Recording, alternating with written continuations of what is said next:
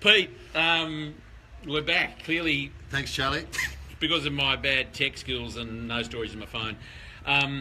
We're picking up from yesterday. Pete, what's some of the advice you would give people thinking about moving into biodynamics, from conventional to biodynamics or from organics to biodynamics? What are some of those, a couple of simple things you would suggest they do? I'd start small.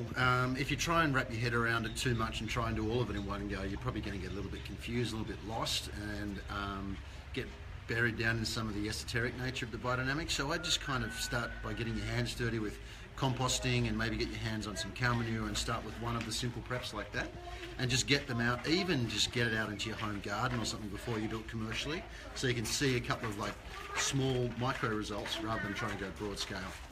And what about some reference books or people, websites or any sort of homework info they can get their hands on? Yeah, obviously the more that you read, the better. I mean, you're a prolific reader like myself, but I'd start with something like Peter Proctor's book, Grasp the Nettle, which is a really kind of dumbed down, simple, basic approach to biodynamics, and it sort of explains it all in multi-layers, but it's like just very simple hands-on farming practices that he talks through, and doesn't really go too much into kind of the cosmic realm.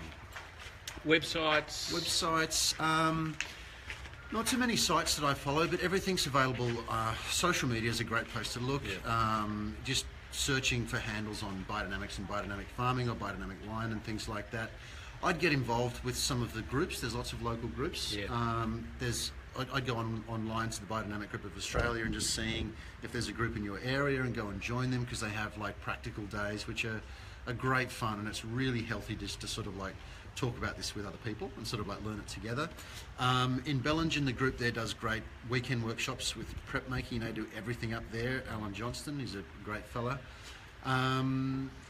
Just Hamish McCoy, he's Biodynamics 2024. Check out his website. We did a course here last year at the farm. We're at the farm at Byron Bay, so you're probably wondering why we're getting a fair bit of foot traffic here. Given the nature of the farm at Byron Bay, many people wandering around, checking out the veggie garden down there, chickens around the corner, bees, pigs, cows. If you haven't been to the farm, get down here.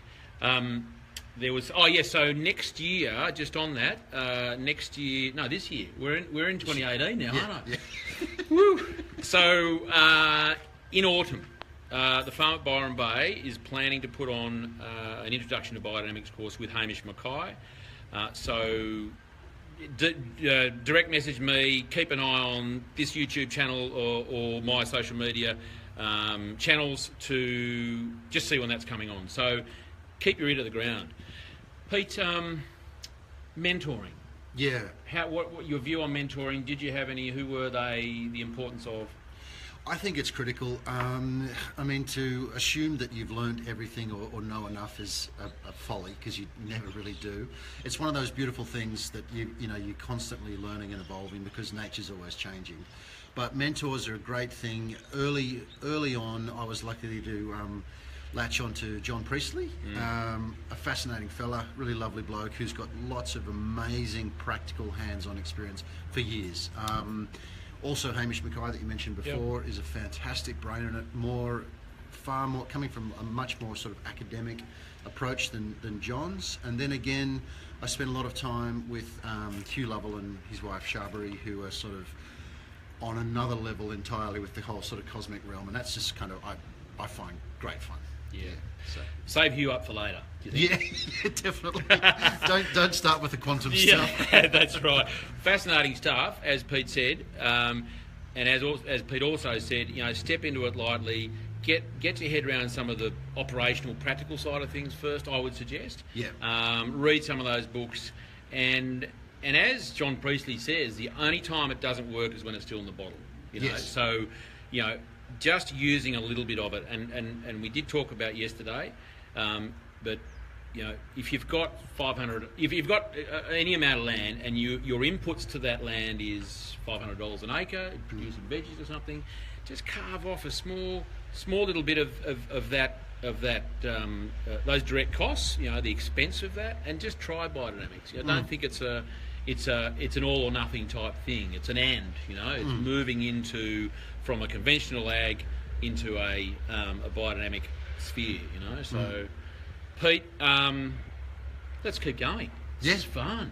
So, another one. I'm fascinated to hear about your view of biodynamic wine and its acceptance in Australia, globally, in terms of quality, quantity. Has it changed? Is that changed for the better? What's your view and what's your observations? Yeah, the word biodynamic alone kind of confused people. They got a little wrapped up in the nomenclature of it and just kind of didn't know what it meant. And that was a little bit of a problem in the early days. They kind of just thought it was, well, people sometimes still say bio-organic, which, you know, which is fine. It sort of might mean twice organic. But just to emphasise it. Just to emphasise it's very it. important. The sommeliers all latched onto it really early, which was great. And they're the ones who were sort of peddling the wine for all of us. And the public perception has shifted with it, because back in the day, people used to assume that all wine was natural because it was a grape, and the awareness of, you know, vineyards need a lot of chemicals to produce the fruit is crept into their psyche. So they're all sort of, there's a lot of attention on organic, biodynamic, and natural wines. We experienced a lot of female customers coming to find us first, well, primarily in the early days, because women generally are a little bit more health conscious than the guys, and the guys are just sort of happy to still drink their big ballsy reds or their light pinots or whatever they like without thinking beyond that. And lots of groups of girls would sort of drive up together and find us, and whether they were suffering from allergies or whether they just wanted a healthier choice, they were the ones. Well, they probably also heard about how good looking you were. My wife's watching. And isn't she a lucky lady? She is.